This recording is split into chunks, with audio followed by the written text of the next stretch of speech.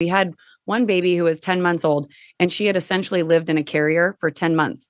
So this 10-month-old who should be exploring standing and taking their first steps was not able to pick up her own head in any direction. At the time, my mom kept saying, and my mom's like, OG mom that knows everything about parenting.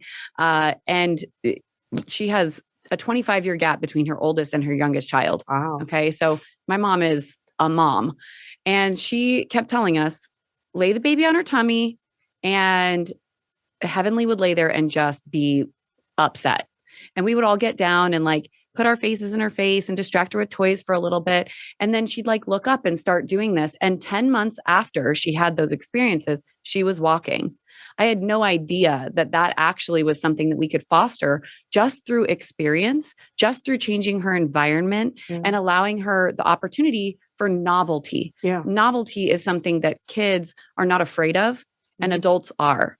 So when I went into physical therapy, I always thought, I am so amazing with kids. I'm going to do pediatrics.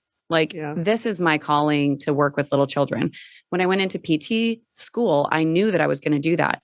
But when I went out into the field, I worked in my community, which was Sierra Vista, Arizona. It's a small town. It has a military base attached to it.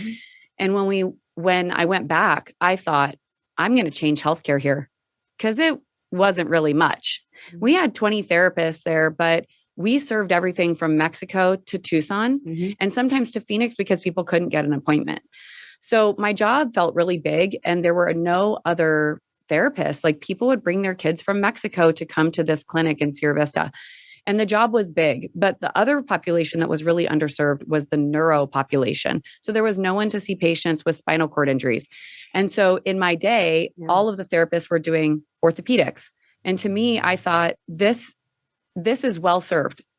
You said 313,000 therapists, and the majority of those are treating orthopedics, knees, shoulders, hips, and they do the same thing all day long. I also found that, no offense, to be very boring.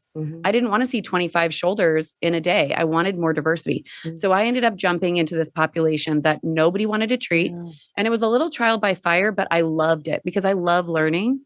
And I think that that's a little bit of my fountain of youth, how I have energy, is because I like learning new things. I love solving the puzzle. Neuro is a puzzle piece, and so is pediatrics.